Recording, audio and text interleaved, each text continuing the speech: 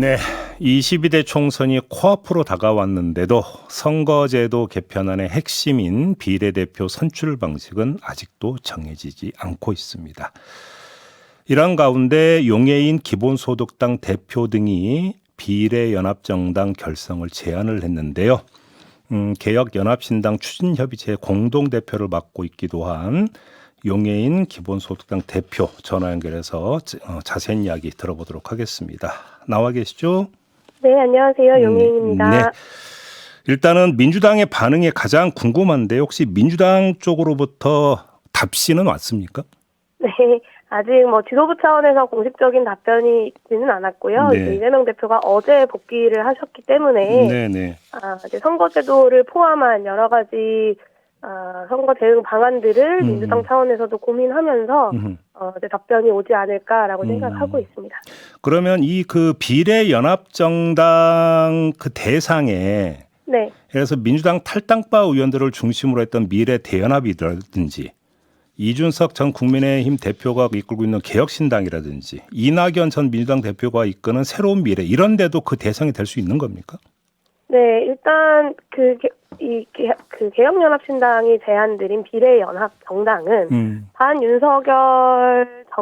윤석열 정권 심판을 큰 틀에서 동의하면서도 22대 국회에서 우리가 해나가야 하는 개혁 과제들에 대한 합의를 하자. 그리고 저는 그 첫 번째 과제로 21대 국회에서 완수하지 못한 정치개혁을 완수하겠다라는 약속을 국민들께 하자. 이런 제안을 드린 바가 있습니다.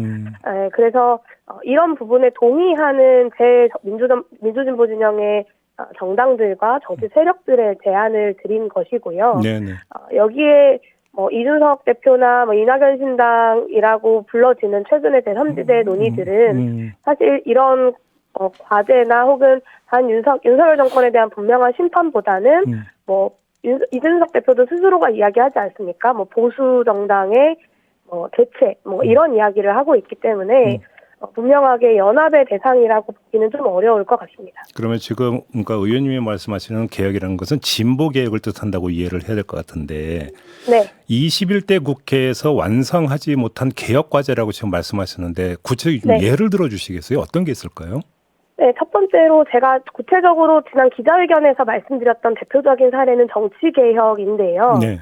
지난 20대 국회에서 준연동형 비례대표제를 완성했던 것은 촛불 이후에 대한민국 정치가 이대로는 안 된다라는 국민들의 명령이었습니다. 네. 그래서 탄핵당했던 바로 그 정당만 제외하고 모든 정당들과 시민사회들이 합의해서 만들어낸 제도가 준연동형 비례대표제였거든요.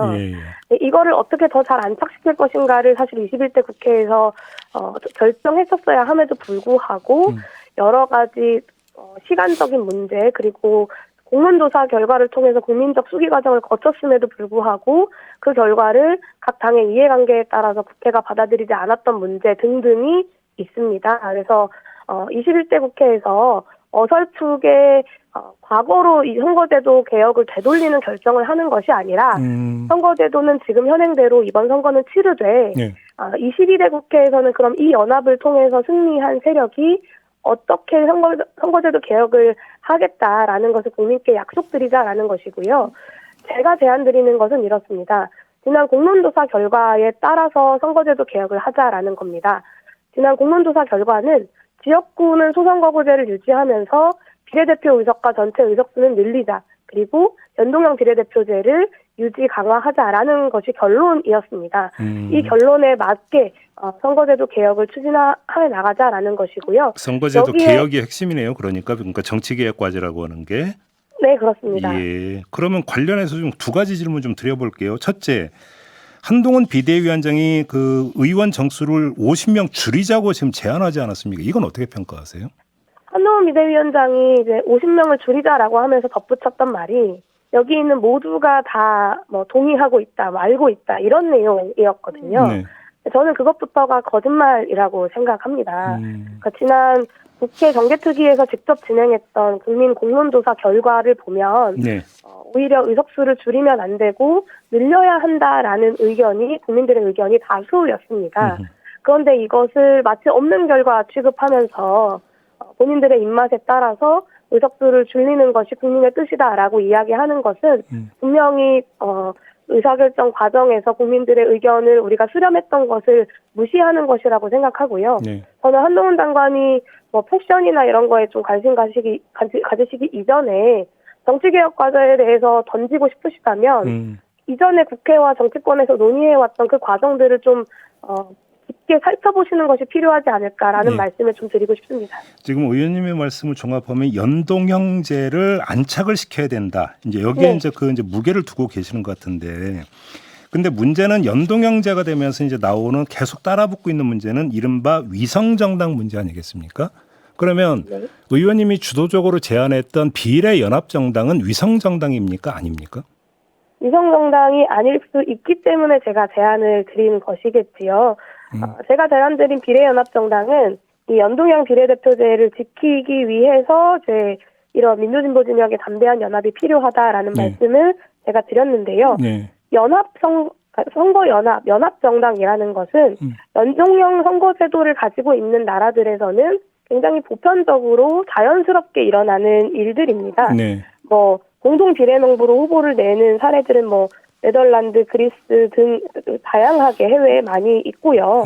여기에 이제 민주당이 만들고 민주당만 주도해서 민주당만 의석을 가져간다면 위성정당이라고 할 수 있겠습니다만 그렇지 않은 연동형 비례대표제 하에서 폭넓게 가능한 연합정치를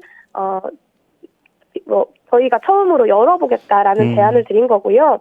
이 연합정당 제안은 민주당에게 병립형으로 퇴행하는 것이 아니라 연동형을 유지하는 것을 선택해라라는 제안이기도 합니다. 그러면 의원님, 그러면 제가 말씀 끊어 죄송한데, 그러니까 첫 시도했던 4년 전에 더불어시민당 있잖아요. 더불어시민당 때도 거의 대부분의 비례 의석을 민주당이 가져가지 않았습니까? 그러면 이번에는 어떻게 해요? 그러니까 그러면 비례 순번이나 이런 걸 어떻게 구상하고 계세요? 저는 기본적으로는 이 선거연합에 참여하겠다고 의사를 밝히는 정당들과 시민사회 간의 협의가 필요하다고 생각합니다만 저의 개인 의견을 전제로 말씀드리면 민주당이 모든 의석을 가져가는 것이 아니라 지난번처럼 시민사회의 추천임에도 불구하고 지난번에는 시민사회 추천을 다 민주당 의석으로 가져가지 않았습니까? 그런 방식이 아니라 다양한 재정당들과 시민사회가 선거 이후에도 계속해서 독자적 정체성을 유지하면서 활동할 수 있도록 하는 것이 당연히 이 비례연합정당의 전제가 되어야 한다고 생각합니다. 예를 들어서 민주당의 우원식 의원은 민주당 비례대표 후보를 후순위에 배치하자 이렇게 주장을 했습니다. 뭐 후순위라고 하는 게 도대체 몇 번부터인지도 일단은 좀 모호하긴 한데 좀 더 명시적으로 의원님께서 구상하는 부분을 좀 더 아주 간명하게 밝혀주실 수 있을까요? 네, 후순위라고 하는 것은 후순위라고 하는 것은 뭐 예를 들면 1번부터 10번, 1번부터 15번까지는 시민사회와 다른 정당들이 배치를 하고 그 이후 순번부터 민주당이 이제 비례 후보를 배치하는 방식을 이야기할 거고요. 저도 큰 틀에서 그런 방식의 구체적인 제안에 공감을 하는 바가 있습니다. 조금 전에 의원님께서 비례연합정당은 위성정당이 아니다라고 말씀을 해주셨는데 민주당의 홍익표 원내대표는 엊그제 방송 인터뷰에서 이런 말을 했어요. 위성정당 제도를 방지할 수 없을 때 불가피한 선택지 중 하나다. 다시 말해서 이 말은 홍익표 원내대표조차 비례연합정당을 위성정당으로 바라보고 있다라는 뜻 아니겠습니까? 이런 시각은 어떻게 평가하십니까? 저는 이제 그런 평가와 시각들이 참 안타까운데요. 대한민국에서 연합정치라고 하는 것이 워낙 보여져 본 적이 거의 없기 때문에 아무래도 정치를 하는 많은 분들도 이 연합정치와 위성정당을 좀 혼동하게 되는 것 같습니다. 그리고 또 지난 21대 총선 이후에 다양한 정치인들과 언론들이 사실 위성정당에 대한 공포 조작을 굉장히 많이 했었거든요. 그러다 보니까 위성정당에 대해서 실제보다 굉장히 크게 과장되어 있는 부분들이 좀 있고 그러다 보니 위성정당이 마치 선거연합의 문제의 모든 것인 것처럼 이야기되는 측면이 좀 있다고 저는 생각합니다. 의원님이 지금 계속 강조하는 연합정치라고 하는 것에서 연합이라고 하는 뜻을 굳이 풀다면 따로 또 같이잖아요. 따로 할 건 따로 하고 같이 할 건 같이 한다. 자, 그러면 의원님이 몸담고 있는 기본소득당이라고 하는 입장에서 연합정치를 통해서 어떤 진전을 이뤘다고 자평을 하십니까? 당의 활동이. 네, 저는 일단 지난 21대 그 선거에서 뭐 위성정당이라는 비판이 있었지만 기본소득당 입장에서는 연합정치를 통해서 원내에 입성을 한 것이고요. 네. 원내에 입성해서 비록 한석의 작은 소수정당이었지만 그 위성정당이라는 여러 낙인과 뭐 비판에도 불구하고 가장 선명하고 현실적인 개혁 정책들을 펼쳐왔다고 감히 자부합니다. 22대 국회에서도 이 연합 정치를 통해서 민주당만의 어떤 이런 프레임 속에 갇히는 것이 아니라 다양한 개혁 세력들이 함께 주장하는 개혁 과제들을 추진해내는 동력을 형성하고자 하는 것이고요.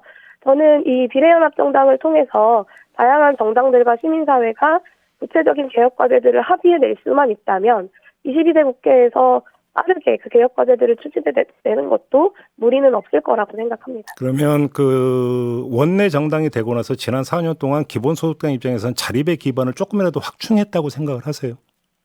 네, 저는 뭐 제가 좀 그런 말씀을 드리고 싶은데요. 예. 사실 이번에 비례연합정당을 제안하면서 저희도 고민이 많았습니다. 이 제안을 기본소득당이 하는 것이 어떠한가 이런 고민들도 많았고 사실 저도 제 개인과 기본소득당의 선거를 준비하는 것이 개인적으로는 마음이 더 편하기도 하고요. 여러 가지 제가 제내외적 여론조사 결과를 다 말씀드릴 수는 없습니다만 내부적으로는 독자 세력으로도 원내 재진입이 충분히 가능하겠다라는 판단을 하고 있었습니다. 그럼에도 불구하고 기본소득당만의 어떤 작은 승리를 위해서 선거를 준비하는 것이 아니라 민주진보 진영의 큰 승리를 위해서 이런 비례연합정당이 필요하다. 그리고 연동형 비례대표제를 지키고 윤석열 정권을 심판하기 위해서 필요하다라고 생각했기 때문에 저희가 이런 제안을 드리게 된 거죠. 그럼 마지막으로 이걸 여쭤. 의원님은 그 지역구로 출마하십니까? 비례로 출마하십니까? 지역구 선거와 비례 선거 모두 제가 어떻게 출마하겠다라는 말씀을 드린 적이 단 한 번도 없습니다. 사실은 개혁연합신당을 제안드리기 전까지는 구체적으로 한두 곳의 지역구 정도를 고민하고 있었지만 아까 말씀드린 것처럼 지금은 저 개인의 작은 승리보다는 윤석열 정권 심판과 연동형 비례대표제를 지키는 큰 승리가 필요하다고 생각했기 때문에 저 개인의 선거를 준비하는 것이 아니라 민주진보 진영 전체의 선거를 어떻게 치를 것인가를 먼저 좀 구성하는 것이 필요하다라고 봤고요. 제가 왜 여쭤봤냐면 조금 전에 의원님의 말씀에서 독자적으로 원내 진입이 가능하다라고 자평을 하신다면 의원님이 가장 먼저 지역구에 출마하셔야 되는 분 아닌가 해서 여쭤본 거거든요. 네, 뭐 그런 고민을 저희도 당연히 했었죠. 그런 것도 당연히 저희의 선택지 중에 하나였지만 지금은 기본소득당이 국회의원 몇 석을 더 만드는 것 자체보다는 윤석열 정권 심판과 선거제도를 지키는 것이 더 필요하다는 말씀을 계속해서 드리고 있는 것이고요. 이 비례연합정당을 포함한 선거연합의 틀이 좀 갖춰지게 된다면 그 다음에 저의 출마를 포함한 기본소득당의 구체적인 출마 전략도 좀 논의하게 될 것 같습니다. 알겠습니다. 저 말씀 여기까지 드릴게요. 고맙습니다. 네, 감사합니다. 네, 용해인 기본소득당 대표였습니다.